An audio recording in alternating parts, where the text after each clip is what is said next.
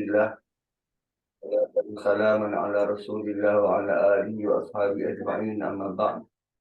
Assalamualaikum warahmatullahi wabarakatuh. Kalau puji dan puja buat dalam milik Allah Subhanahu wa taala, salawat serta salam kepada Rasulullah sallallahu alaihi wasallam, kepada ahli keluarga baginda, para sahabat dan mereka-mereka yang istiqamah di atas jalan agama ini sehingga hari kiamat. Kita nak masuk ayat 38. Sebelum tu kita nak tengok dulu ayat 37. Bermula daripada ayat 37 ini, dia adalah tentang jis kepada surah Ahzab, iaitu tentang Nabi Zaid dan Zainab. Tentang Nabi Zaid dan Zainab. Menariknya ayat sebelum itu, jauh pula mikrofonnya. Lupa. Ayat sebelum itu, ayat 36 adalah tentang bila Allah beri satu peraturan, maka orang beriman lelaki dan perempuan, dia tiada hak untuk memilih ketetapan sendiri. Wa ma kana lil mu'minin wala mu'minah idza qadallahu wa rasuluhu amra ay yakuna lahumul khiyaratu min amrihim. Tidak harus bagi orang beriman lelaki dan perempuan, bila Allah dan Rasulnya tetapkan satu keputusan, maka mereka tidak harus mempunyai hak memilih ketetapan sendiri mengenai urusan mereka. So, ayat ni bila dilihat sekali imbas, dia macam kontroversi. Yalah, ini macam ayat memaksa kan. Dilihat, ini paksa ni, takkan kita tak ada pilihan. Well, bagi siapa yang mempertikai ayat ni, yang rasa dia tak ada pilihan, berita gembira buat anda, anda bukanlah orang beriman. Ayat ni untuk orang beriman je. Dia bukan untuk orang Islam, bukan untuk orang ahli kitab, bukan. Ini untuk orang beriman je. So, kehidupan orang beriman ini dia berbeza dengan kehidupan yang tidak beriman. Bagi orang tidak beriman, Allah beri mereka kehidupan yang bebas. Mereka berhak untuk pilih apa jua jalur kehidupan mereka. Tak nak sembahyang, silakan. Tak nak puasa, silakan. Tak nak patuh perintah Tuhan, silakan. Tak nak beriman, silakan. Bagi orang-orang kafir, orang-orang tidak beriman ni, non-Muslim, mereka bebas untuk memilih cara hidup mereka. Namun bagi orang beriman yang mahu percaya Tuhan, mahu ikut Nabi, mereka terikat dengan peraturan. Mereka terikat dengan peraturan. Dan dia bukan sekadar kita melihat ayat terikat tu, tapi dalam bentuk peraturan-peraturan yang mengikat mereka itu membawa manfaat yang sangat besar. Bukan sahaja dekat dunia, tetapi sampai ke akhirat. Bukan sahaja dekat dunia, sampai ke akhirat. Kita buat contoh macam ni lah. Siapa anak Kak Liza angkat tangan? Lalu 16 orang, 17 orang angkat tangan. Berbanding 500 orang yang lain. Tak kisah dia anak angkat ke, anak betul ke, anak tiri ke, anak apa ke, ikutlah. So, bila kata, okey, siapa anak Kak Liza angkat tangan? Okey, semua angkat tangan. Semua angkat tangan. Kalau ada 500 orang kat depan tu dan 16-20 orang angkat tangan, adakah pernyataan itu menafikan bahawa 500 orang tu semua anak? Tidak. Apa yang datang tu semua anak. Tetapi hanya anak Kak Liza terikat dengan peraturan yang Kak Liza buat. Dan ayat ini, Allah beritahu kepada yang mahu beriman je. Yang tak nak beriman tak apa, tak apa. Engkau tak ikut pun tak apa. Engkau nak pilih pun tak apa. Tapi untuk yang beriman je. Ataupun kita guru kelas 6 hijau. Okey, murid-murid 6 hijau sahaja, perhatian. Okey, murid-murid 6 hijau. Sekarang ni Allah beri privilege untuk kita orang beriman bahawa jangan pilih bila Allah dah beri ketetapan. Kenapa? Belum tentu apa yang kita pilih itu baik untuk kita. Ya, kita tak ada pilihan melainkan taat perintah Tuhan. Kita tak ada pilihan melainkan memilih yang paling baik Tuhan sediakan. Kalau ayat Puan Nur macam tu, kita tak ada pilihan ni Ustaz, memang kena taat perintah Allah, itu ayat macam depress. Kita kena tukar ayat tu. Kita tukar begini. Ya, kita tak ada pilihan yang lain sebab apa yang Allah pilih itu paling baik untuk kita. Dalam banyak-banyak benda yang baik, apa yang Allah pilih itu yang paling baik untuk kita. Apa yang Allah pilih itu paling baik untuk kita sebab dia Al-Malik dan dia Al-Quddus. Dia Maha Berkuasa dan dia suci daripada sebarang ill intention, sebarang niat jahat untuk mengenakan kita. Tidak. So, bila Allah beri peraturan, peraturan itu yang paling tepat. Maka contoh peraturan yang Allah beri dan orang beriman termasuk Nabi tak ada pilihan. Contohnya ayat 37. Contohnya ayat 37. Wa taqulu lilladzi an'ama Allahu 'alaihi wa an'amta 'alaihi. Dan bila Nabi bila mereka berkata, wa taqul, bila kamu berkata kepada orang yang Allah telah beri nikmat dan kamu telah beri nikmat kepadanya. Siapa dia ni? Zaid. Zaid dapat 2 favor, satu daripada Allah dan satu dari Nabi sallallahu alaihi wasallam. Wa an'amta alaihi. So, pertemuan yang lalu kita dah tahu Nabi pujuk Zaid, amsik alaika zaujak, tahanlah isterimu, jangan bercerai, bertakwalah kepada Allah dan kamu sembunyikan dalam hati kamu apa yang telah Allah nyatakan. Kan Zaid nak bercerai, Zaid tak boleh nak tahan dengan keluarga tu. Nabi kata tahan dulu. Lalu wa tukhfi fi nafsika ma Allahu mubdi, dan engkau sembunyikan dalam hatimu apa yang Allah nyatakan. Allah beritahu yang Nabi bukan sembunyi maklumat. Kita memandang ayat ni begini. Nabi keberatan nak bagi tahu. Nabi keberatan nak bagi tahu perintah Allah suruh menikahi Zainab. Sebab perkara itu sangat menyalahi adat dan budaya masyarakat waktu itu. Sedangkan di sisi Allah, perintah daripada Allah untuk membetulkan adat dan budaya yang rosak.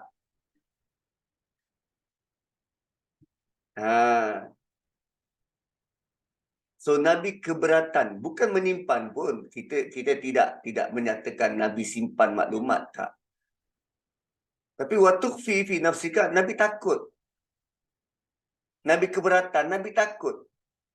Mallahu mubdi, apa yang Allah perintah. Macam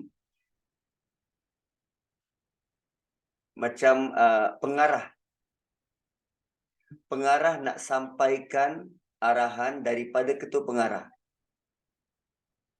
Dan arahan tu berat. Jadi pengarah ni dia macam berat nak bagi tahu. Okay, saya sampaikan mandat dan amanah daripada Ketua Pengarah, diarahkan memandangkan kita menghampiri hujung tahun ni, akaun jabatan akan ditutup pada sekian-sekian hari bulan. Jadi kita ada beberapa lagi event yang penting untuk hujung tahun. Tuan-puan kena bekerja hujung minggu, tapi tanpa overtime. Kan berat tu. Kita nak suruh orang kerja tapi tak dibayar. Tak ada overtime. Berat. Jadi nak bercakap tu dengan berlapik dengan macam-macam. So benda tu saya cuma buat contoh supaya kita rasa beban dan berat Nabi nak sampaikan. So wa tukhfi fi nafsika ma Allah mubdi. Engkau rasa berat dalam hatimu apa yang Allah perintahkan, apa yang Allah nyatakan. Mubdi. Berkaitan dengan firman Allah yang ini Ali Ibn Husain pernah bertanya padaku tentang apa yang telah dikatakan oleh Hasan mengenai firman Allah. Dan kamu sembunyikan dalam hatimu apa yang Allah nyatakan. Maka aku ceritakan kepadanya bahawa Al-Hasan mengatakan, bukan begitu. Bukan maksudnya Nabi menyimpan. Tetapi Allah telah beritahu pada Nabi sebelum Nabi mengahwininya bahawa kelak Zainab akan menjadi salah seorang isterinya.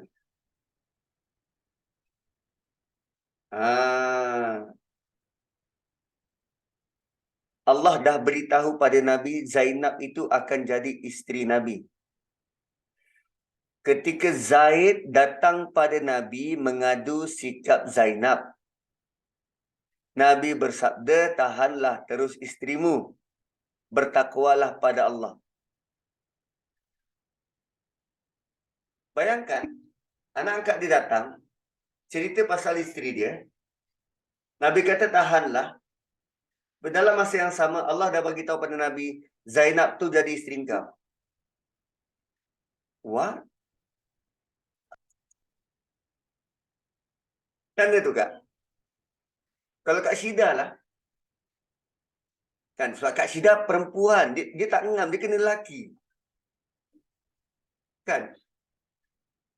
Orang sebelah, jiran sebelah rumah kita, datang pada kita. Ustaz, isteri saya ni, Ustaz, gini. Tapi ialah sebab kita tak dapat wahyu. Kan? Dapat wahyu, bagi tahu isteri dia tu bakal jadi isteri kita. Macam nak bagi tahu suami orang tu?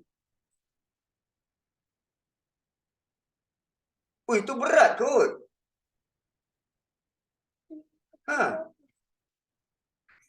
Macam mana Nabi nak bagi tahu Zainab tu bakal jadi isteri aku? Tak tersengang Zaid.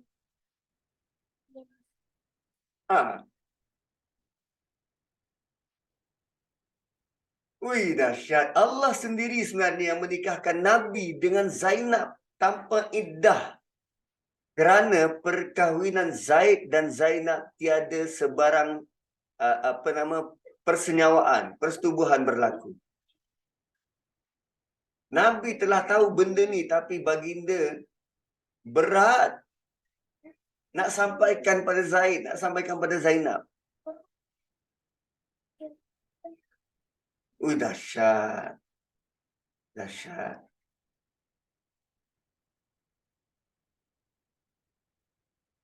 Kan apa arahan yang Nabi dapat ini? Kalau kita lihat ayat di atas. Orang beriman lelaki dan perempuan tak boleh pilih setelah Allah dan Rasulnya tetapkan. Dan itu jam mulut-mulut puaka orang-orang munafik ni tunggu point je. Bila berlaku benda macam ni, tengok dia suruh dia punya anak angkat dia cerai, dia pula kahwin.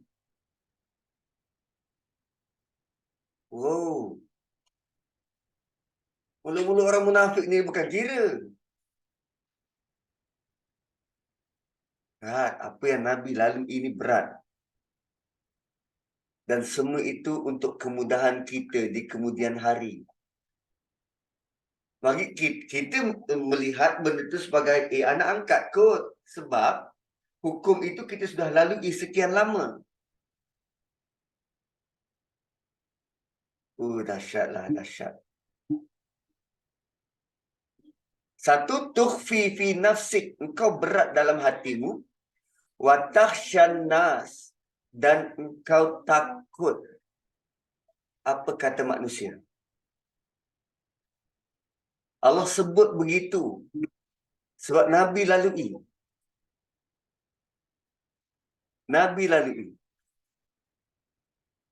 Apa cakap orang nanti Takkan kenduri rumah kita ni kecil je bang. Nanti apa orang kata?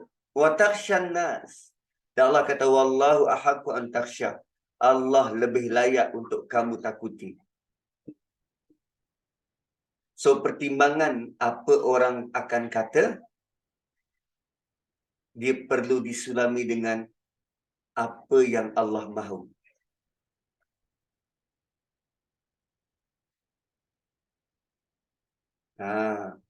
Imam Bukhari pernah meriwayatkan daripada Anas bahawa Zainab kan orang ada-ada. Zainab binti Jahsy ni orang ada-ada. Bila dia nikah dengan Nabi, dia rasa dia istimewa berbanding isteri Nabi yang lain. So, dia kata, tengok, kalian dinikahkan oleh keluarga kalian, sedangkan aku, Allah yang nikahkan aku. Kan?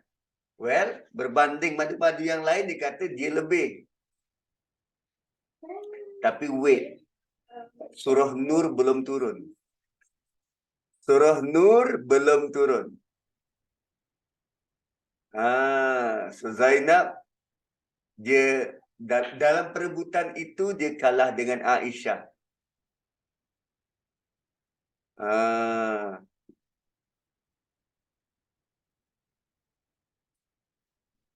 Kalau Zainab, dia kata, akulah wanita yang dikahwinkan melalui wahyu yang turun dari langit.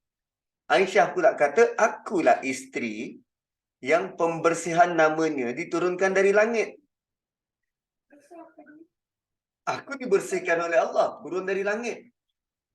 Bila dengar macam tu, Zainab akhirnya mengakui betapa Aisyah lebih unggul. Kau setakat dikahwinkan, aku dibersihkan. Lain. Lain.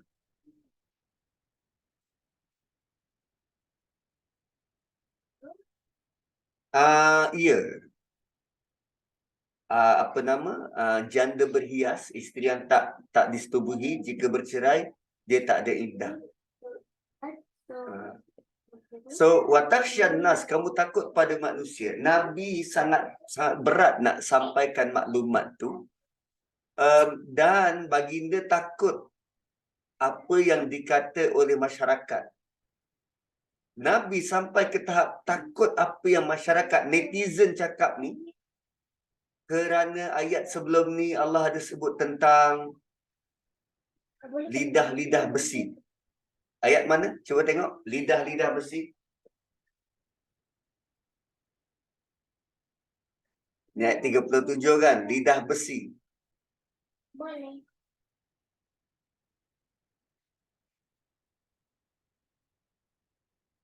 Janda berhias tu janda yang tidak disentuh.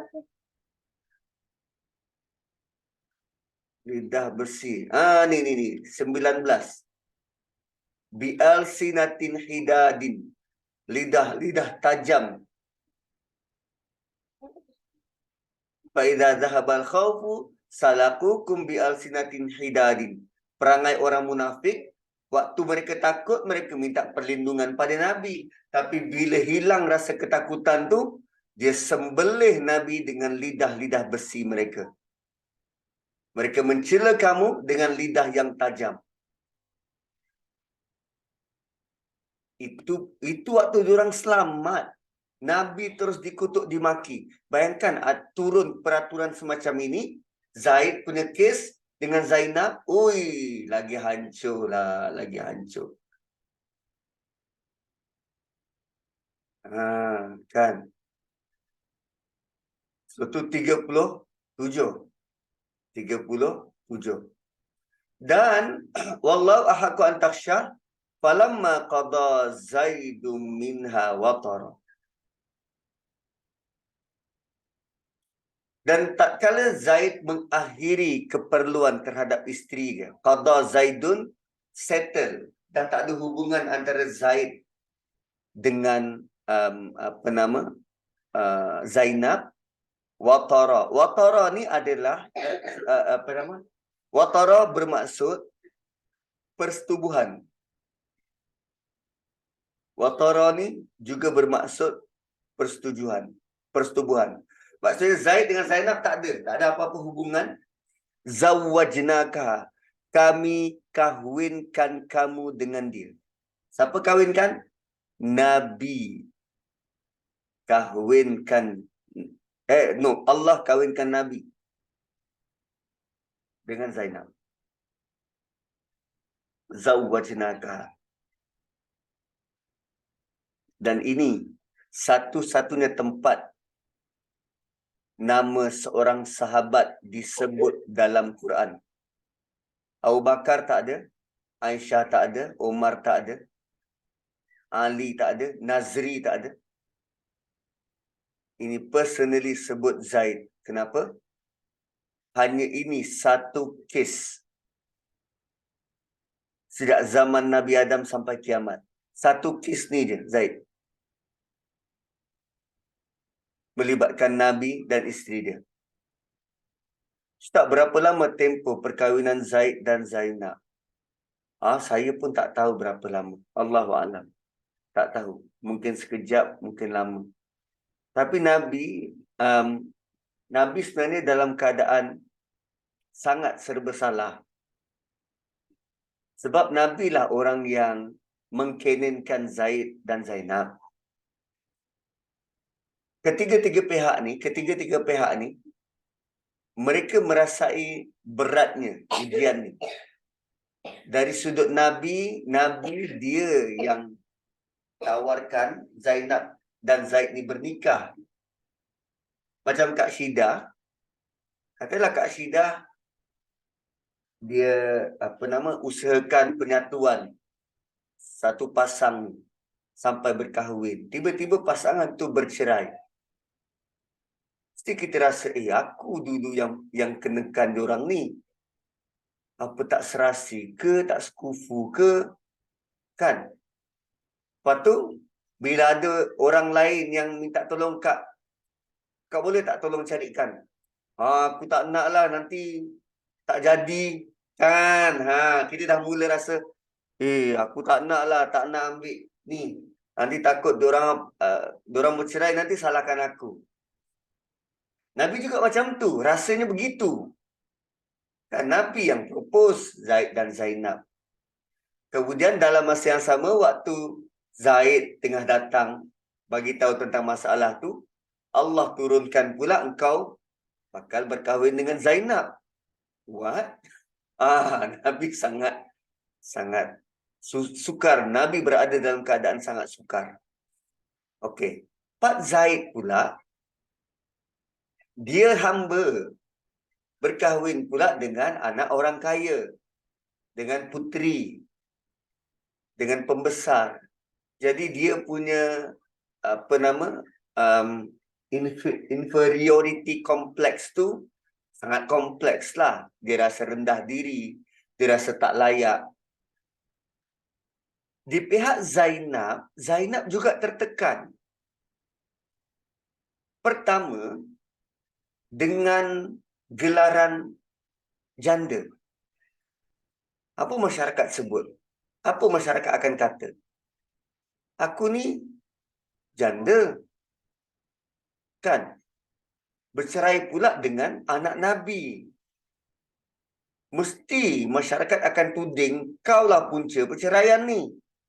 Engkaulah yang tak elok. Dia anak Nabi kot.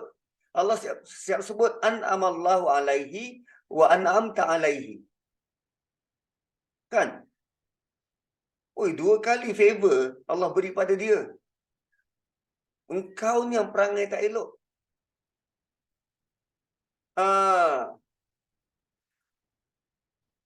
Kan Zainab juga berada dalam situasi yang terhimpit dan tersepit.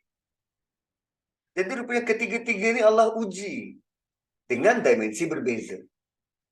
So, bila bubar perkahwinan tu, Allah compensate Zainab yang tadi bakal menghadapi tindak balas netizen.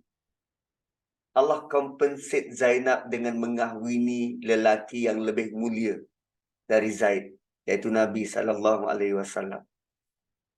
Yang asalnya Zainab rasa dia tertekan, tiba-tiba dapat berita zawwajnakaha, Allah yang kahwinkan dia dengan Nabi. Wow, bangga bukan kepalang.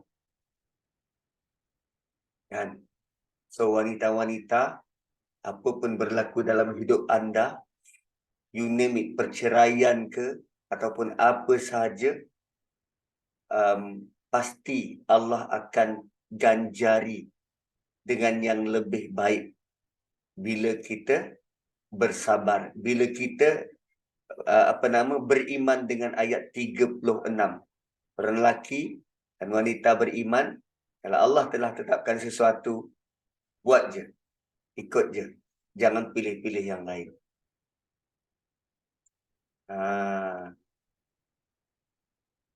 Okey. Kemudian apa lagi? Ada dua pendapat kenapa nama Zaid disebut. Pertama, sebab situasi ini unik. Dan sebab itu nama Zaid disebut secara spesifik. Dan benda ini tak mungkin akan berlaku lagi. Kalaupun berlaku, boleh rujuk kepada kes yang ini. Sebab tu nama dia spesifik. Yang kedua, ini adalah pujukan kepada Zaid. Selepas sebelum ini, tidak lagi dipanggil namanya sebagai Zaid bin Muhammad. So, beliau jadi amat sedih. Siapa yang tak nak berbinkan Nabi? Zaid sedih kot.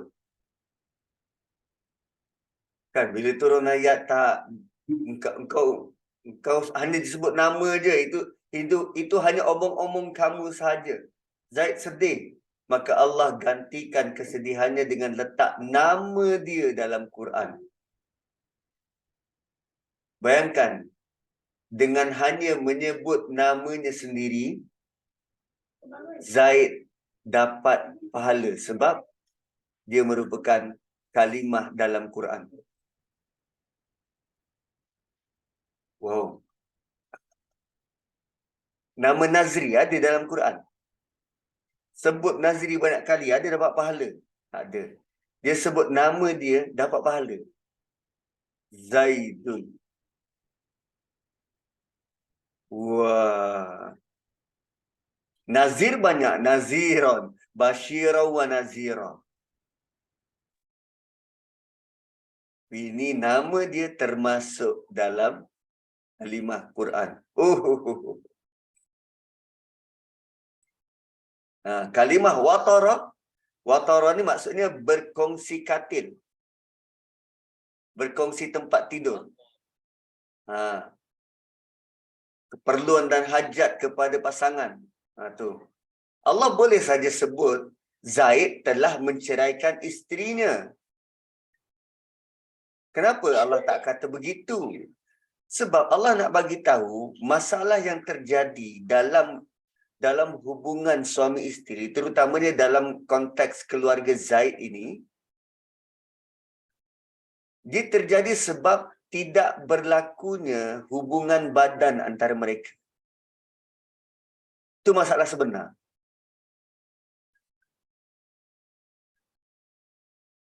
Zaid rasa inferiority dan Zainab rasa dia tak nak, tak mahu. Jadi bila tak sekufu macam tu, hubungan tu takkan berlaku ataupun takkan kekal lama. Kan?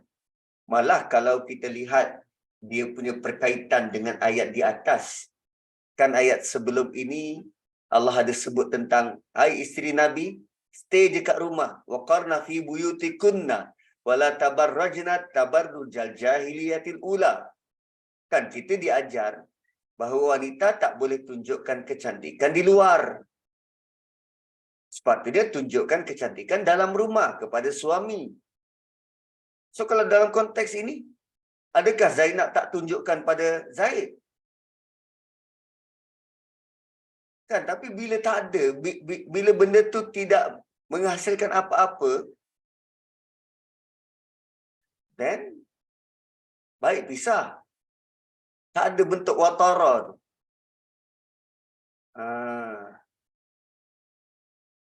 Gitu.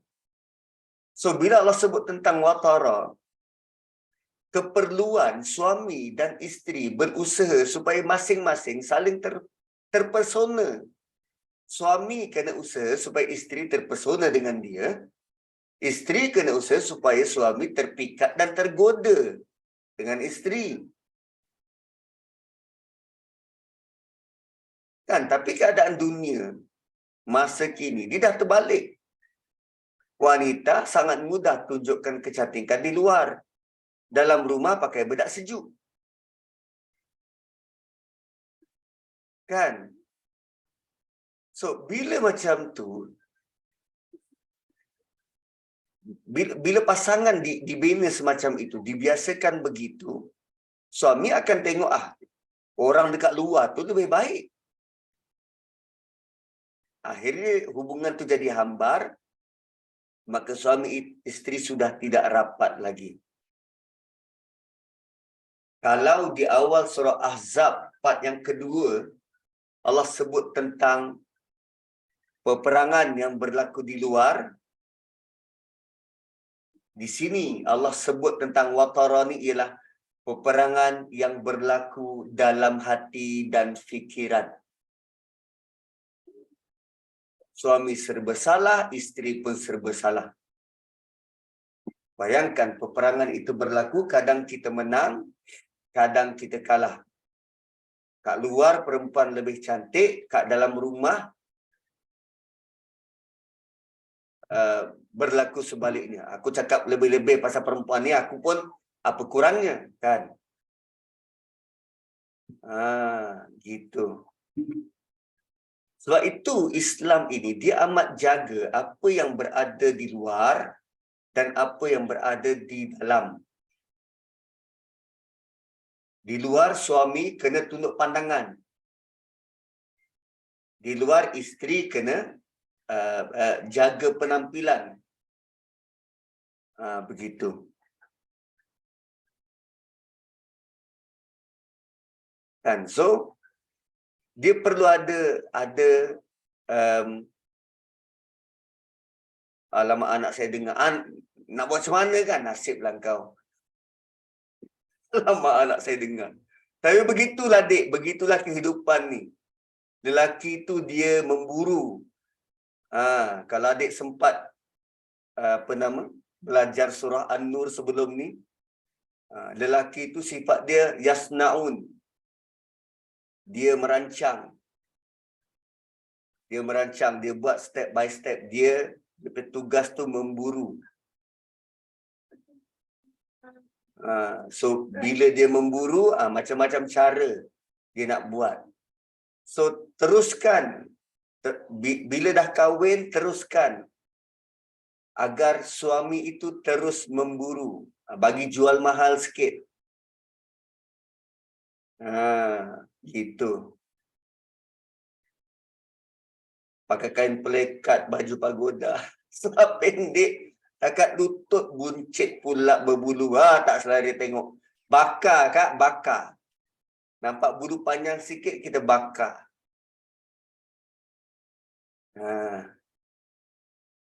So, bila Allah sebut spesifik watara, dalam hubungan suami isteri itu, kita perlu lihat, bincangkan bersama tentang watara ni. Bukan bincang dalam kelas ni, tapi bincang sesama suami isteri lah. Okay. So zawwajnakaha, kami yang kahwinkan mereka, dikaila yakuna 'alal mu'minina haraj, supaya tidak ada keberatan bagi orang mukmin mengahwini isteri anak-anak angkat mereka. Nabi dijadikan contoh supaya kita dapat manfaat. Dikaila yakuna 'alal mu'minina haraj fi azwaji ad'iyaihim. Dan Allah mahu Nabi berkahwin dengan bekas isteri anak angkatnya supaya masyarakat tidak berat hati untuk berbuat demikian. Begitu Allah nak ajar hukum bahawa anak angkat bukan anak sebenar, dan jika anak angkat bukan anak sebenar, maka isteri anak angkat bukanlah menantu sebenar. Nak merubah satu tembok besar yang diimani selama ni oleh masyarakat dengan satu hukum baru yang meruntuhkan tembok tu, Nabi perlu lalui. Nabi perlu lalui. Dan itu kes anak angkat. Bila Zainab diceraikan, kan status Zainab jadi janda. So masyarakat waktu itu berkaitan dengan janda, kan mereka ada sinis terhadap janda. Sekarang Nabi mengahwini janda tersebut, nak membersihkan dan nak membetulkan fahaman.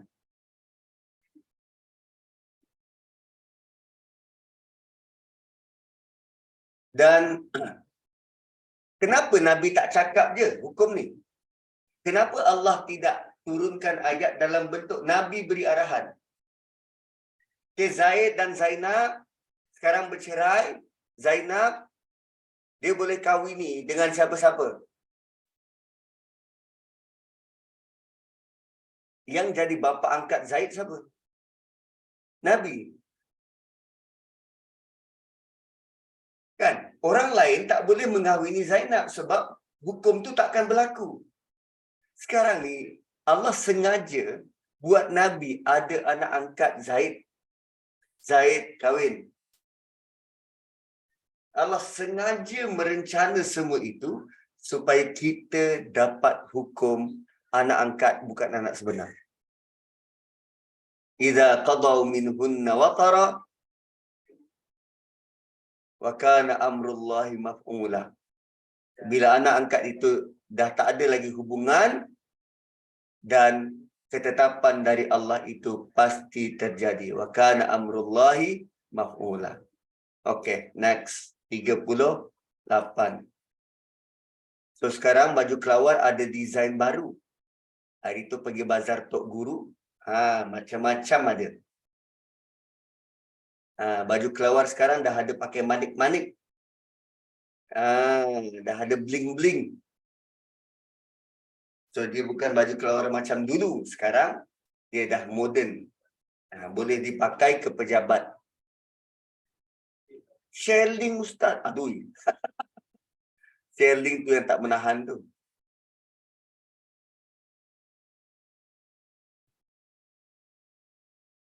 Ya, ayat ini sebenarnya berat untuk Nabi.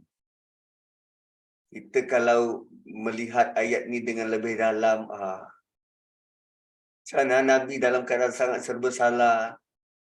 Tapi begitulah. Allah mulakan ayat tu dengan ayat 36. Kan, kita tak ada pilihan. Bukan bermaksud kita dianiaya. Tidak. Tapi Allah telah menetapkan sesuatu yang jauh lebih indah, lebih baik. Kadang kita je yang belum nampak. So 38. Maka na'alan nabi min harajin ima faradallahu lah. Dan tidaklah ada sebarang keberatan yang ditanggung oleh Nabi sewaktu melaksanakan perkara yang ditetapkan oleh Allah. Tengok, Allah memujuk Nabi. Allah kata, arahan daripada Allah, seorang Nabi tak rasa berat pun. Allah nak bagi tahu tak ada apa-apa yang bahaya pun bila Allah suruh Nabi kahwini Zainab. So Allah yang suruh. Allah suruh baginda berkahwin dengan Zainab. Allah bukan kata dia benarkan. Tapi ini Allah suruh. Dan bukanlah baginda teringin nakkan kepada Zainab. Tak, ini Allah suruh.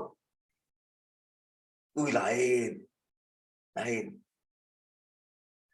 Dan Allah nak bagi tahu, kan bila kita baca ayat 37, seolah-olah macam, Nabi beratnya, rasa Nabi nak jalankan perintah Tuhan ni. Ayat 38, Allah nak kita cepat-cepat buang perasaan tu. Sedangkan Nabi sendiri tak rasa berat dengan arahan Allah tu. Kita yang melihat dari luar, kita rasa berat. Nabi sendiri tak berat. Sebab Nabi punya level dan kategori jauh berbeza dengan kita. Nabi tidak rasa berat dengan arahan Allah. Dan tidak patut seorang Nabi rasa berat dengan arahan Allah. Dan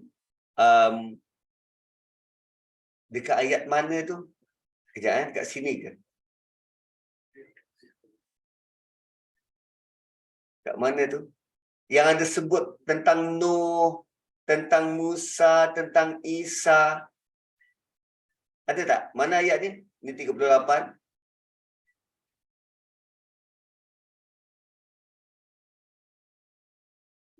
Kat mana? Dekat mana? Wa anzala ya jazia. 7, Ustaz. Ayat berapa? 7. 7. Betul tak? Yes, ayat 7. Kan dekat sini Allah ada sebut tentang kami mengambil perjanjian dengan Nabi terdahulu. Nabi Nuh, Ibrahim, Musa dan Isa. Ini semua Nabi Ulul Azmi. Kan ni kan Rasul-Rasul Ulul Azmi ni.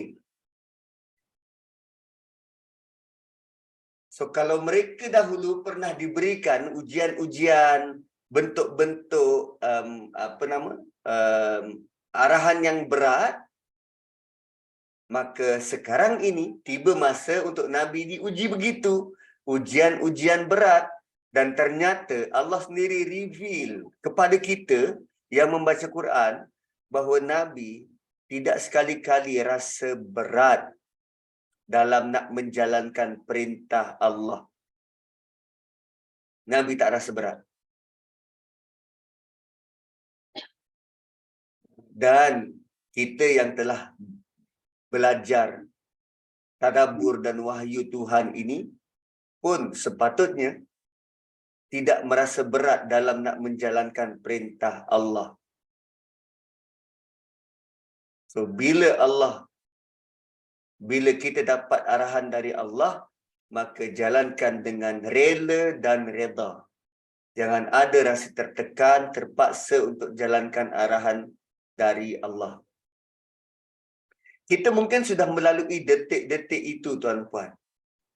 Tapi ramai lagi manusia-manusia yang dekat luar, yang baru berjinak dengan agama. Kadang sudah lama berjinak dengan agama tapi tak belajar, maka dia rasa sembahyang itu berat, susah, sukar, puasa itu berat, Ramadan lagi, ni lagi kurang 100 hari, tak boleh makan. Ada yang rasa tertekan. Tapi bila jiwa yang sudah terbentuk dengan iman, dia tak rasa tertekan. Malah mengalu-alukan kedatangan Ramadan, mengalu-alukan menunggu-nunggu azan tu dilaungkan. Malah ayat ini juga sebenarnya dia bukan bermaksud Nabi minat pada Zainab. Sebab tuduhan tu ada. Tuduhan tu ada. Sebab kalau kita mengiyakan tuduhan itu, kan? Kalau kita mengiyakan tuduhan itu, mungkinkah Nabi mempunyai minat pada isteri orang?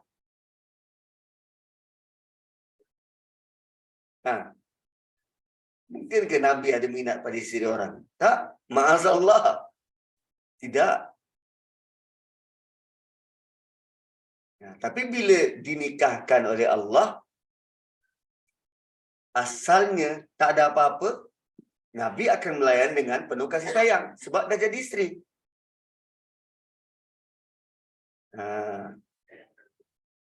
Sunnatallahi fil ladina khalau min qabl. Begitulah sunnah ketentuan ketetapan Allah pada nabi-nabi terdahulu. Wa kana amrullahi qadaram maqdura. Dan ketetapan dari Allah itu adalah ketetapan yang pasti berlaku. Arahan daripada Allah, dia pasti berlaku. Takdir Allah tetap berjalan.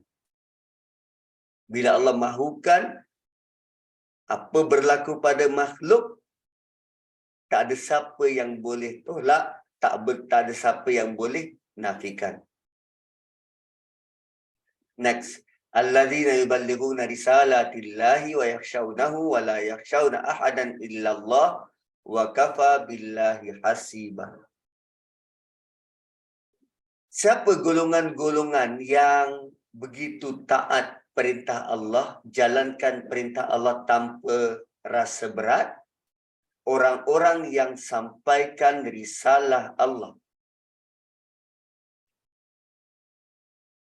Allah tutup perenggan yang ini dengan Allah memuji Nabi. Kita baca tadi, oh Nabi berat nak buat begitu, Nabi takut orang. Tak.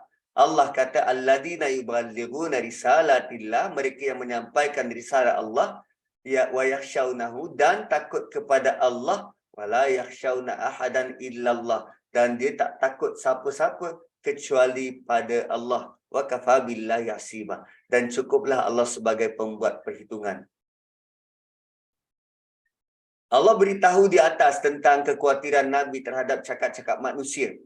Dan sepatutnya lebih takut cakap pada Allah. Bila Nabi dapat ayat macam tu, terus berubah. Apa yang Nabi rasa, terus kembali pada Tuhan. Patutnya kita begitu. Dapat nasihat, terus berubah hati tu. Bukannya, tak apalah, tunggu saya fikirkan dulu. Kan, kita kan selalu macam tu.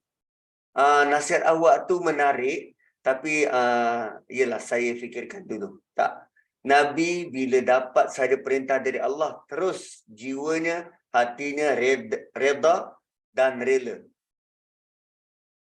Reda dan rela. Ada banyak cakap-cakap, kritikan-kritikan, terutamanya daripada sumber orientalis berkaitan dengan perkahwinan ni. Orang-orang zaman tu, orang-orang munafik zaman tu, mereka mengutuk. Ini antara poin-poin membawang mereka tu. Tapi Ustaz, hati Nabi dah dibersihkan banyak kali by Jibril. Betul. Hati Nabi dah dibersihkan. Dan itu antara punca juga kenapa baginda sangat mudah menerima keputusan takdir dari Tuhan. So, kalau hati Nabi sudah dibersihkan, takkan hati kita ni kita nak dibiarkan begitu saja. Kita mungkin tidak melalui proses pembersihan hati Nabi, dibelah oleh Jibril, dibasuh dengan air Zam-Zam. Tapi Nabi dengan hati yang bersih begitu pun, Nabi tetap membersihkan, melakukan proses pembersihan hati. Sekurang-kurangnya 1 hari 70 kali istighfar. 70 kali istighfar. Adakah ini satu-satunya perkahwinan yang kontroversi? Tidak. Perkahwinan dengan anak Yahudi pun kontroversi juga. Anak Yahudi yang mana? Entah, aku lupa nama dia. Tapi selepas daripada perang Khaybar. Yes, Safia. Juwairiyah.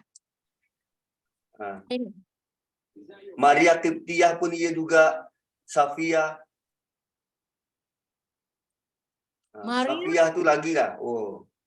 Maria tak kahwin kan? Entah, aku pun tak tahu. Maria hamba. Maria hamba ya? Maria hamba. Oh, Maria tu jariah Nabi ya, dia tak kahwin. Dia melahirkan Ibrahim. Tapi Nabi bersama dengan hamba. Tu.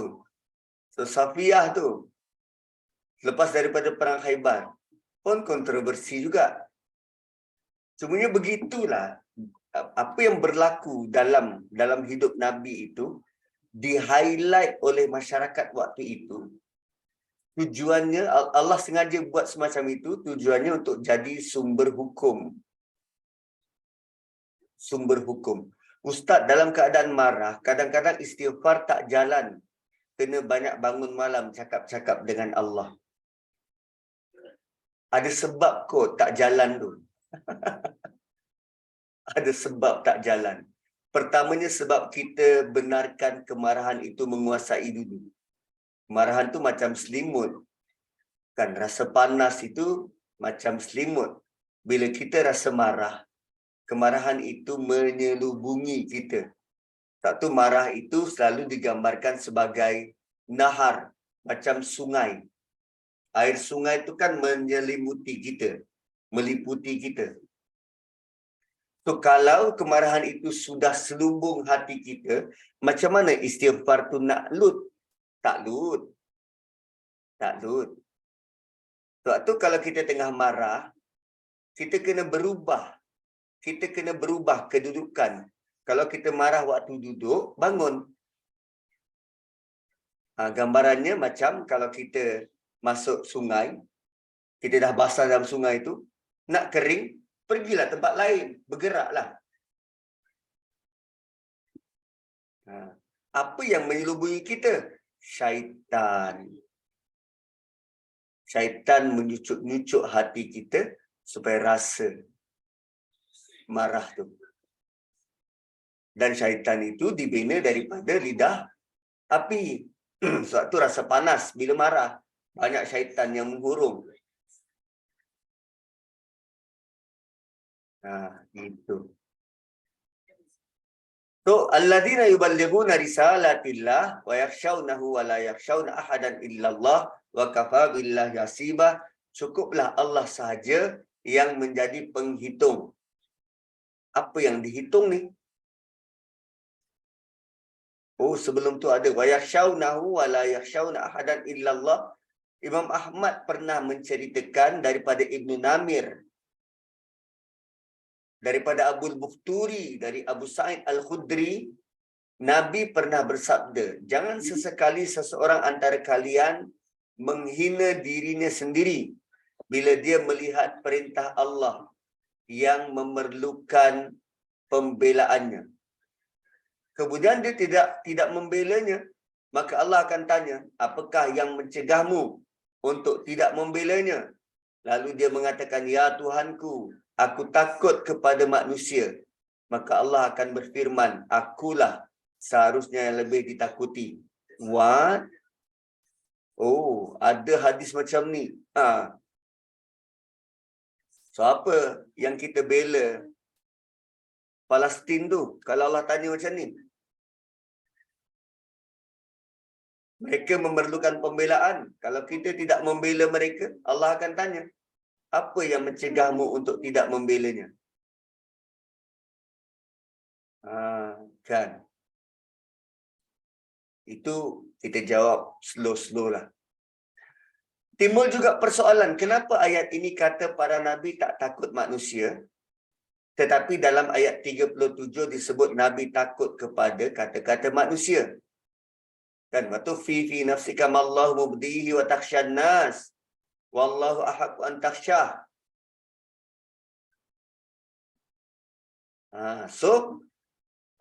Memang pada mulanya Nabi memang takut.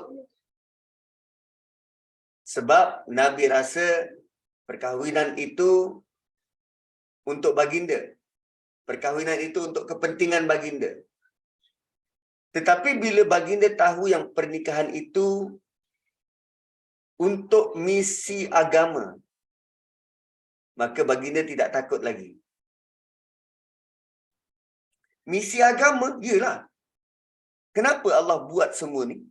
Supaya timbul hukum baru. Supaya datang ketetapan baru. Supaya hukum yang lama itu dinafikan oleh hukum yang baru. Asalnya baginda takut. Apa yang berlaku ni takut manusia cakap. Nabi sebab nak nak Zainab. Rupanya Allah ada grand plan yang lain. Maka selepas Nabi faham itu, maka Nabi tidak takut lagi. Wala yakhshawna ahadan illallah. Wa kafa billahi hasiba. Cukup Allah yang menghitung kesalahan yang dilakukan oleh penentang, yang cakap-cakap belakang, yang beri komentar-komentar kepada Nabi. Kita tak mampu nak hitung apa yang mereka cakap. Dan kita tak mampu nak balas sendiri. Tapi kita tak perlu risau, tak payah hiraukan dengan apa yang mereka buat, serahkan saja. Moga dia kembali kepada Allah. Wa kafa billahi hasiba. So Allah tutup dengan ayat 39 ini tuan-puan, dengan perkataan wa kafa billahi hasiba, juga memberi motivasi, panduan, semangat buat kita. Perkahwinan kita dengan suami, kadang kita okey je dengan keluarga kita, tapi yang bising ni orang dekat keliling.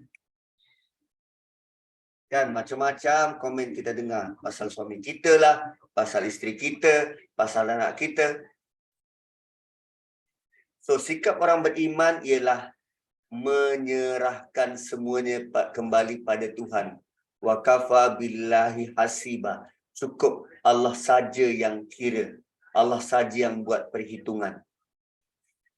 Kita tak perlu fikirkan tentang apa orang cakap pasal keluarga kita. Tapi yang pasti, kita ikutlah perintah Tuhan.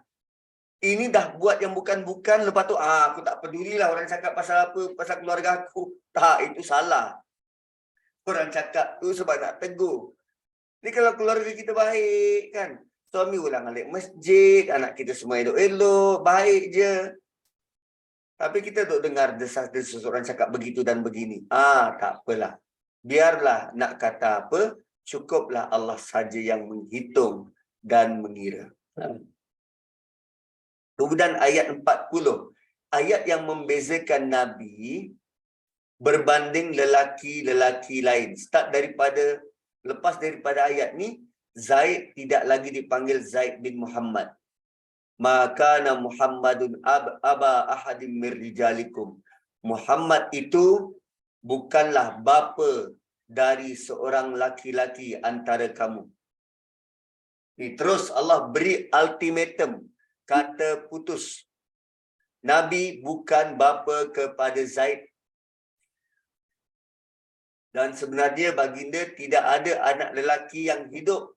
Semuanya meninggal. Maka ayat ini datang pada tempat yang sangat tepat.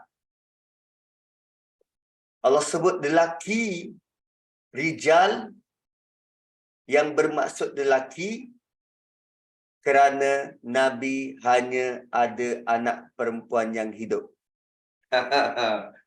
Tepat betul. Maka Muhammadun aba ahadim mir rijalikum. Muhammad bukannya bapa kepada lelaki dalam kalangan kamu. Tapi dia ada anak perempuan, bapa kepada anak perempuan.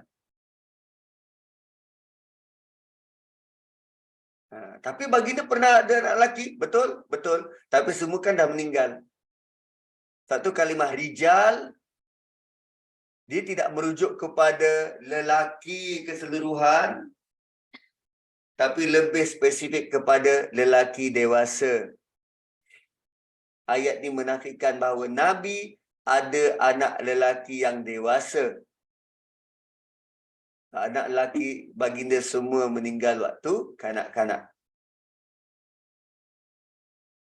So, selepas ayat ni, tidak boleh lagi menggunakan nama Zaid bin Muhammad. Walakin Rasulullah. Tetapi dialah Rasulullah.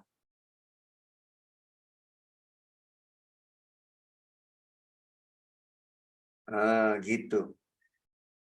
Dan ada juga yang mendatangkan logik begini. Okey, betul Nabi itu bukan bapa sebenar Zaid. Dan Zainab bukan menantu dia. Tapi Nabi tak perlu kahwin Zainab. Kan sebab kerana perkahwinan tu dia akan menimbulkan suatu prasangka yang tak baik, yang tak elok. Kan kita boleh je berhujah macam tu. Betul. Nabi bukan bapa Zaid dan Zainab bukan menantu dia. Tapi kenapa Nabi perlu kahwin dengan Zainab? Bukankah itu macam something fishy? Something fishy dia kata. So dalam ayat ini Allah jawab, Nabi itu Rasulullah. Dia ikut perintah Allah je. Nabi itu pesuruh Allah, ikut perintah Allah. Tugas dia nak ajar hukum. Dan tugas dia nak mematikan adat resam yang tak patut. Sebab tu baginda kena tunjuk sendiri bahawa boleh kahwini anak angkat. Janda kepada anak angkat. Sebab kalau baginda sendiri yang buat, maka itu satu penegasan yang cukup kuat. So adat resam ni nak tukar, susah. Susah. Kita berapa tahun dah kita cuba memandaikan masyarakat bahawa perkahwinan tak perlu bersanding. Berapa dah yang berjaya buat? Berapa yang masih lagi beria-ia nak buat? Sedangkan bersanding tu adat. Kan tak gitu? Tak tahu Kak Syida lepas ni nak kahwinkan anak kena bersanding ke tak? Tu saya teka je. Saya pun tak tahu ni ada 3 anak perempuan ni. Kan? 3 orang anak perempuan ni nanti kahwin tak tahu. Dia nak bersanding ke tak? Kalau saya sebagai bapa, saya boleh kata, okey, daddy tak nak bersanding. Tapi mak dia boleh kata, ingat, diorang bertiga ni anak awak seorang. Kalau mak dia kata, ingat, diorang tu anak awak seorang. Yang kandungkan saya. Kan. Anak kita 3 orang je bang. Wah, tu dibayar. Anak kita 3 orang je bang. So, nak tukar adat ni, dia merupakan kerja yang besar dan sukar. Berbadak-badak, berenai-berenai. Ada mandi 7 masjid, mandi 7 kelopak bunga. Dia ada. Mandi 7 air kok daripada 7 7E, pun ada.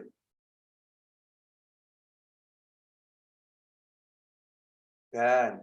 So, banyak adat resam ni, nak ubah tu, dia kena ubah dengan suatu yang, dengan penegasan yang kuat. Dan apa yang Nabi buat merupakan penegasan paling kuat datang dari Allah Subhanahu Wa Taala.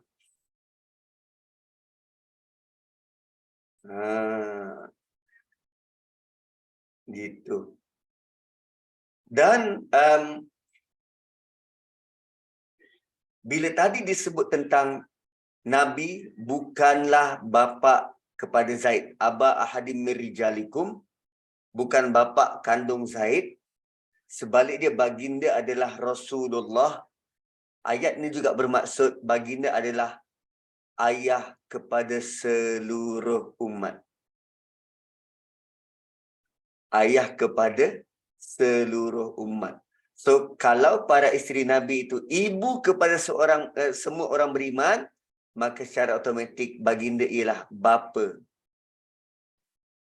Mereka adalah bapa kepada orang beriman. Dan ini sekaligus menolak kutukan Abu Lahab yang kata baginda ialah abtar, batara Muhammad, sebab tak ada anak lelaki. yang meneruskan kerja baginda. Allah beritahu pada kita yang baca ayat ni. Kita adalah anak Nabi. Kitalah yang meneruskan tugas bapa kita. Wa khataman nabiyyin, dan penutup nabi-nabi. Wa kana Allah bikulli syai'in alima. Bila sebut penutup Nabi, dia tak ada muncul Mirza Ghulam Ahmad mengaku Nabi, yang tu pun mengaku Nabi, Musailimatul Kazzab pun mengaku Nabi. Banyaklah tu. Ayat inilah menegaskan bahawa Nabi sebagai Nabi penutup. Sebut tentang Nabi penutup ni ada sebuah hadis dari Abu Hurairah. Nabi pernah beritahu, perumpamaan aku dengan Nabi sebelumku ialah seperti seorang lelaki yang membina sebuah rumah, sebuah bangunan. Kemudian dia indahkan, dia cantikkan bangunan tu, kecuali ada satu tempat yang tak ada lagi satu batu bata kat tempat tu. So orang yang pusing rumah tu tengok, ui cantiknya, tapi sayang kalau ada satu batu bata letak dekat sini, komplit. Lepas tu Nabi kata, akulah batu-batu itu dan akulah yang menutup para Nabi. Oh, cantik betul. Nabi punya misal perbandingan tu. So sebut tentang wa khataman nabiyyin, dia juga menafikan sebarang amalan-amalan bid'ah yang direka oleh manusia. Kalau Nabi tak ajar, itu menafikan ayat wa khataman nabiyyin. Satu, mereka perlu memahami ayat-ayat semacam ini. Tak ada lagi Nabi selepas daripada baginda. Tak adalah amalan-amalan baru. Tak ada. Bayangkan baginda bawa dan ajar manusia ni, bagi contoh, dia sendiri kahwin.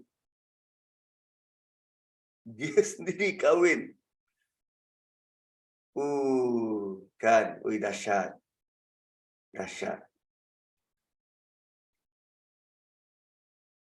Okey. Kalau kita baca sekali lalu ayat ni, maka Muhammadun aba ahadim mir rijalikum walakin, ni apa ni? Rasulullah. Kemudian wa khataman nabiyyin. Kat sini Rasulullah, kat sini nabiyyin.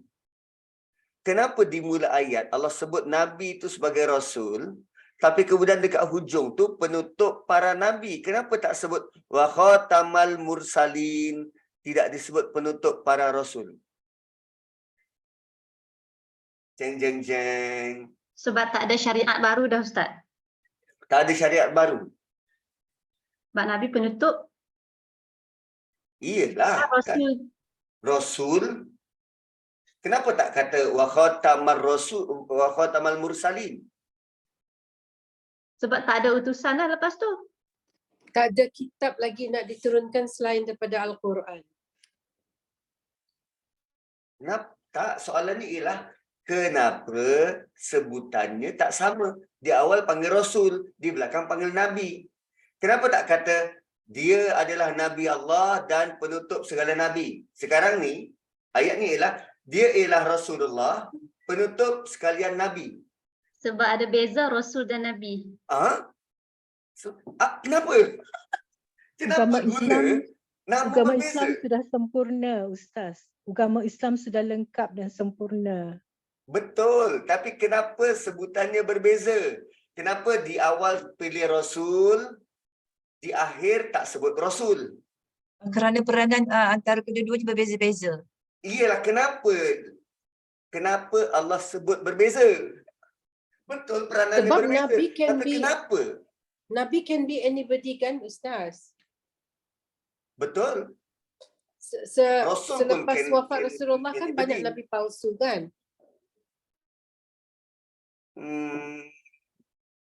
Kenapa? Kenapa tak guna penutup para rasul? Sebab Rasul bawa syariat baru. Nabi tu dia meneruskan syariat yang sedia ada. Beza kan Nabi dengan Rasul. Rasul ni Ustaz. Dia kena Bukan. menyampaikan risalah tu. Dia tugas Rasul yang utama ialah menyampaikan. Nabi tak semestinya. Nabi tu untuk kaum-kaum itu saja. Okey, Kalau okey. Malaikat pun Rasul juga kan Ustaz? Setiap rasul tu nabi, tapi tidak semestinya nabi itu rasul. Ya, sebab tu Rasul tu memang maksudnya tak ada dah agama baru sebab agama ni yang terakhir sebab ini Rasul yang terakhir. Rasul tu merujuk kepada bukan kepada Nabi saja.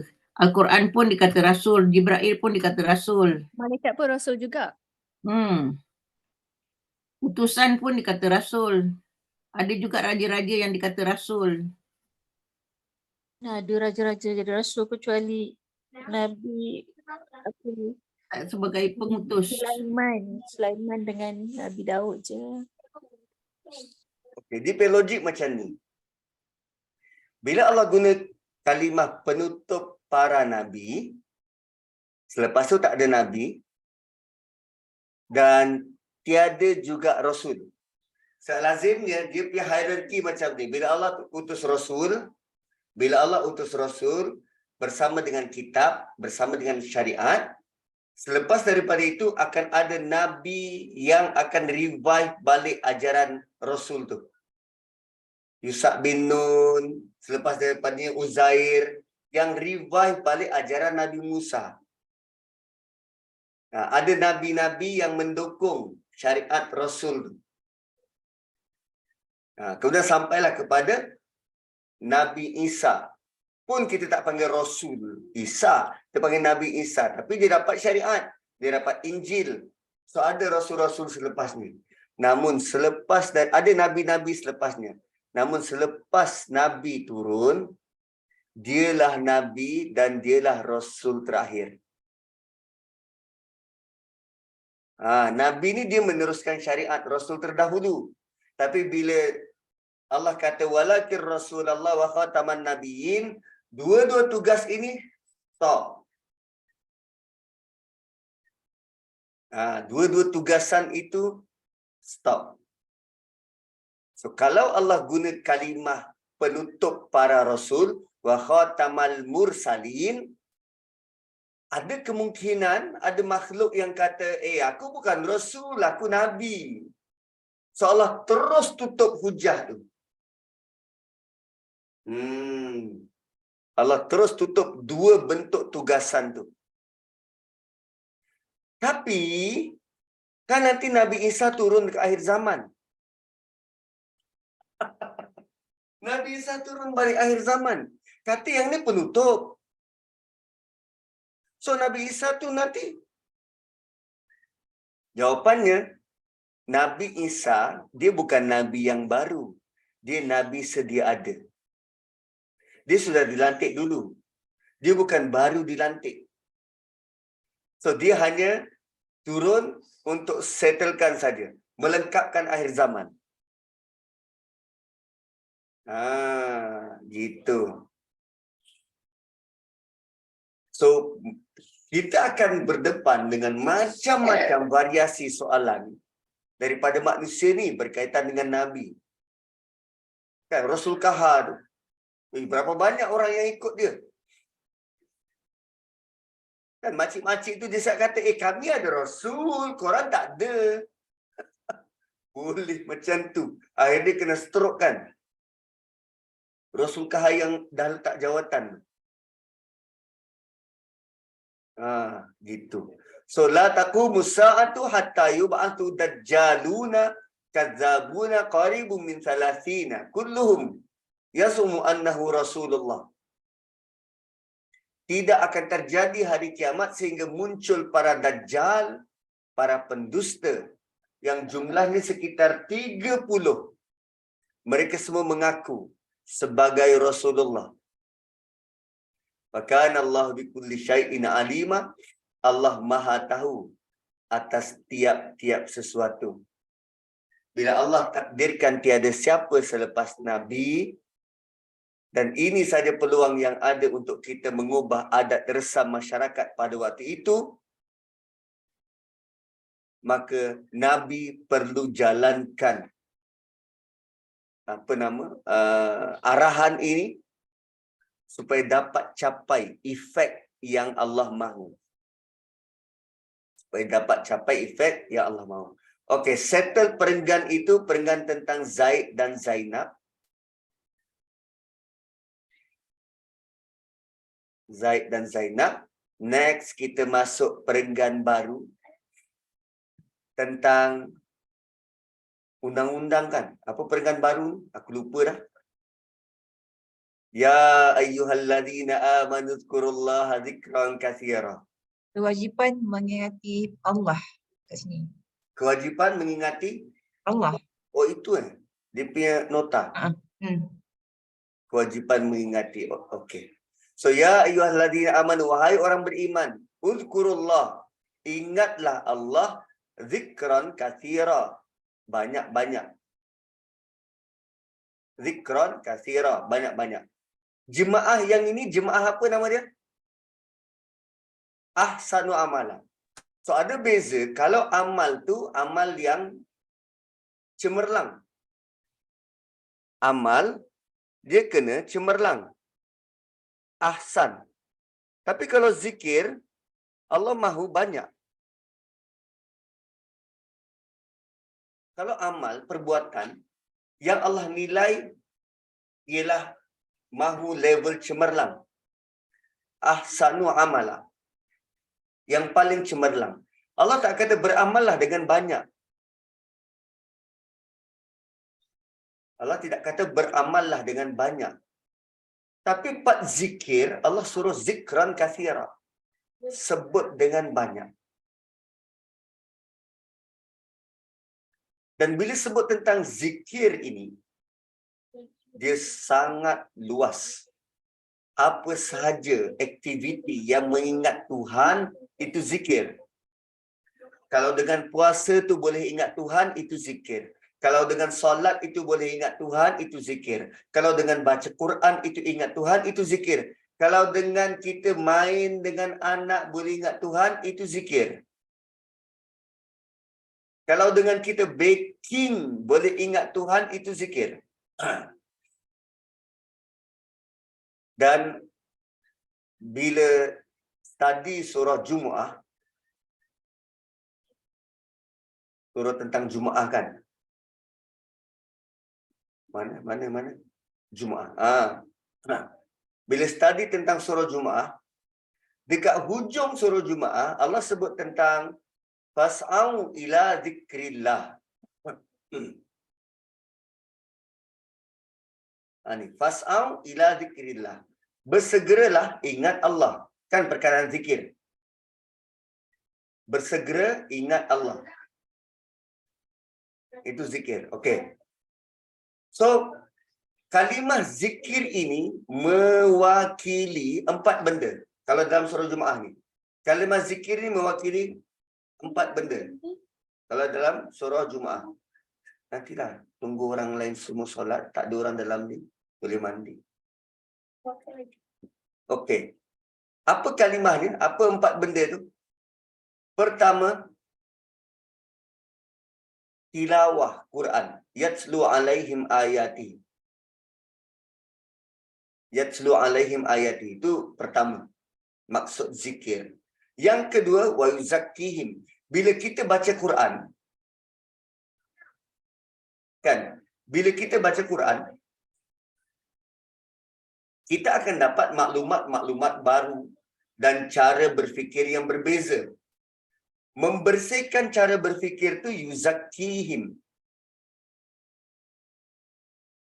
Wa yuzakkihim. Purifying. Bila baca Quran, kita terpandu. So, membersihkan diri kita daripada nak ikut cara berfikir yang lain, hanya ikut cara berfikir Quran, itu maksud wa yuzakihim, itu juga zikir. Wa yu'allimuhumul kitab.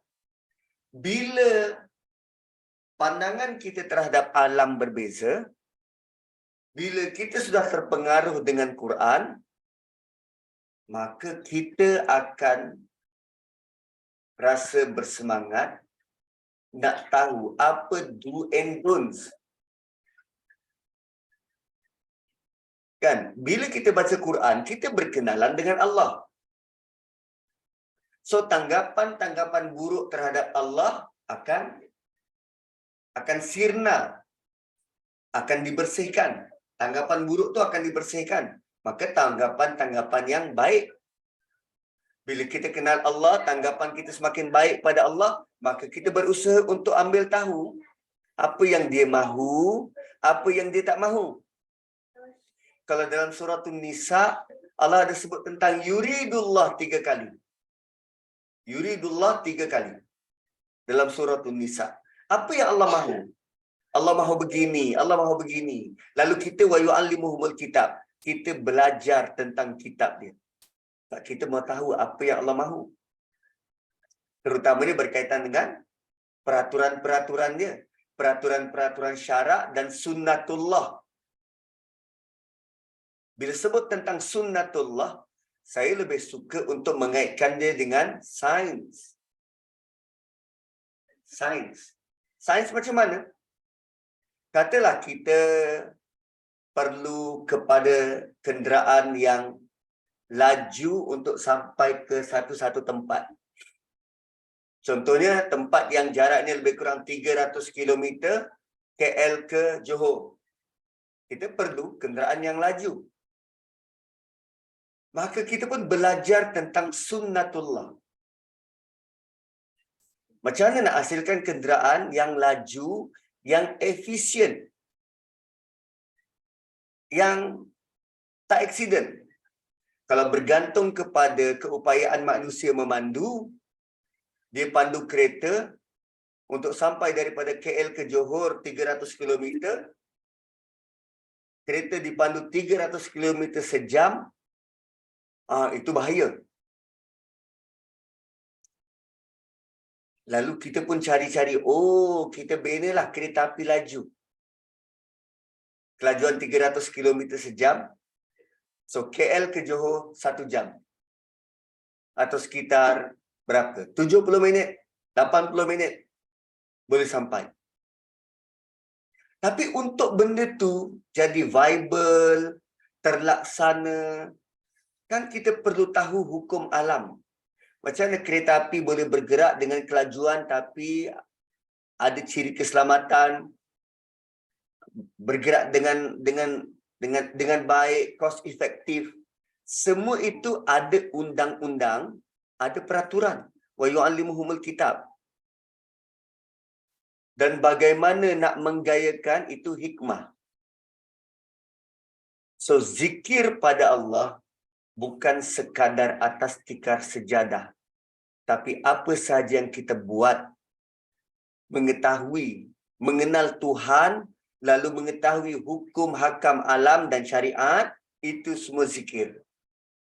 Dan itu yang dibawa sepatutnya dalam khutbah diterangkan kepada lelaki-lelaki sado, termasuk suami-suami kita.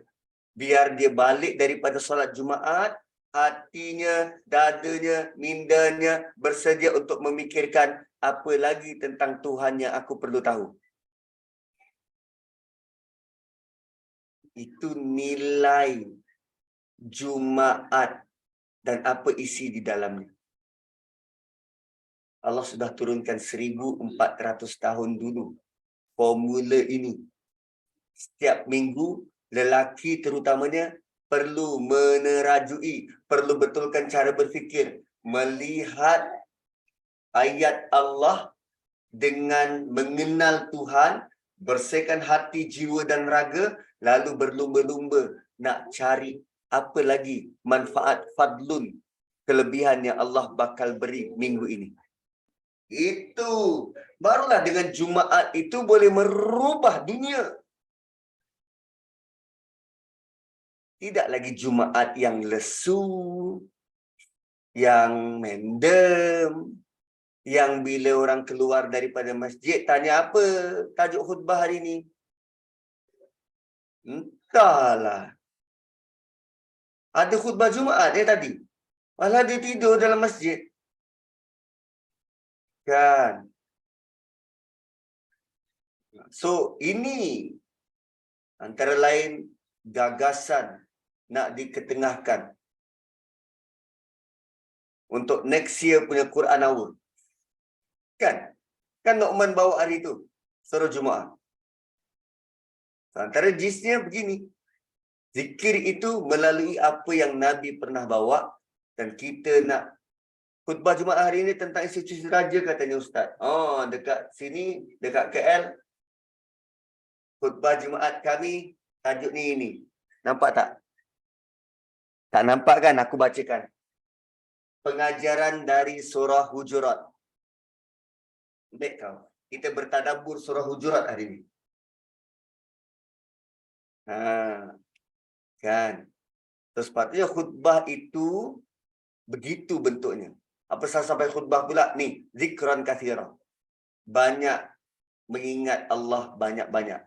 Bila ingat Allah banyak-banyak. So, zikir itu perlu berterusan, continuous. Kenal Tuhan, bersihkan diri, cari apa yang Tuhan mahu dan execute dan laksana. Itu zikir.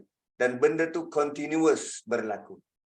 Kalau saya sebut tadi tentang benda-benda besar, contoh nak buat kereta api. Ustaz, saya suruh rumah Ustaz, apa kaitan dengan kereta api? Suruh rumah pun terkait rapat dengan zikir lah. Macam mana? Bila lihat alam ini, kenal Tuhan, bersih hati kita, melihat suami bukan sebagai tempat kita minta hak, melihat anak-anak sebagai amanah, maka tak kala kita masak, kita bersihkan rumah, semua itu ada dia punya terms and condition. Ada syarat dan peraturan yang perlu dilalui. Kan nak masak bukan boleh sembarang masak. Adalah undang-undang dia. Nak goreng ikan, masukkan apa dulu? Kan? Kita nak goreng ikan, masukkan apa dulu? Masukkan ikan dulu baru masuk minyak? Tidak. Masuk minyak dulu baru masuk ikan. Kan? So dia ada peraturan-peraturannya tu. So wa yu'allimuhumul kitab, memahami peraturan itu, dan from time to time bila kita benar faham, benar kuasai, kita akan dapat hasilkan produk-produk berbeza. Bukan hanya masakan yang sama-sama, yang sama je, 20 tahun kahwin, asyik sarden aja. Dia akan dapat kepelbagaian. Contoh terbaru, apa nama orang rumah saya balik daripada Sarawak. Rupanya dekat Sarawak, diorang dah buat ikan terubuk crispy. Korang dah rasa? Ikan terubuk crispy. Dia tak masin, tapi dia sedap. Sedap gila. Rangup. Nanti cari kat Shopee. Harga RM22. Tapi kalau beli kat Sarawak, RM50 dapat 5. RM50 dapat 5 paket. Kat Shopee, 1 paket RM22. Kalau beli dekat tempat kejadian, 1 paket RM18. Beli 3, RM50. Dia bagi free 1. Kalau mulut manis sikit, boleh dapat 5. Tapi ikan terubuk crispy, kalau terubuk Sarawak, itu yang lama. Ini baru. Tak ada tulang. Tulang kita makan crispy, tak ada tulang. Tak ada tulang. Ada tulangnya, tapi tulang ni dah jadi macam tulang sardin.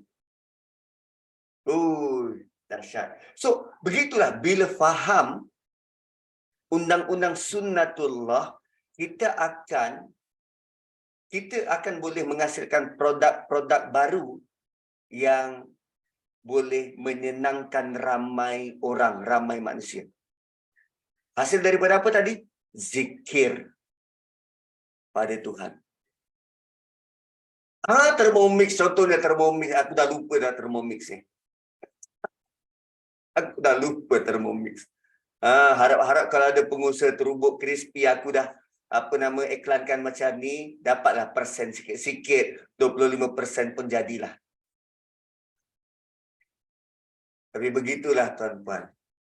Kesan daripada zikir Allah bukan saja zikir konvensional, tetapi zikir mengingat lalu menghasilkan sesuatu. Kita kena buat banyak-banyak supaya manfaat itu ramai orang boleh rasa. So ayat seterusnya next week. Barakallahu li wa lakum. Kembali kepada Kak Syida.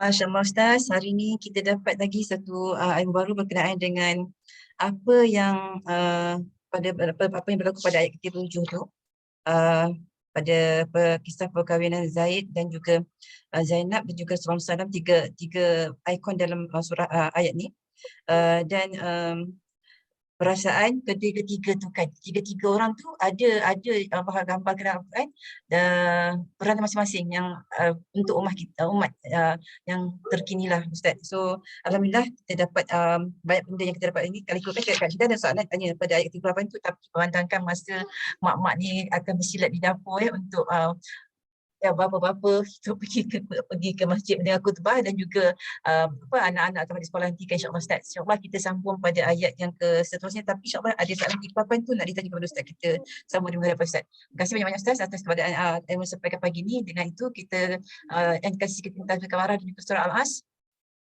Subhanakallahumma bihamdik, asyhadu an la ilaha illa anta wa nastaghfiruka wa natubu ilaik. Wal 'asri innal insana lafi khusr illa alladziina aamanu wa 'amilus shalihaat wa tawassaw bil haqqi wa tawassaw bis sabr. Assalamualaikum warahmatullahi wabarakatuh. Terima kasih semua, terima kasih. Terima kasih Ustaz. Waalaikumsalam. Terima kasih semua. Jangan lompat-lompat kat dapur tahu, minyak tu panas.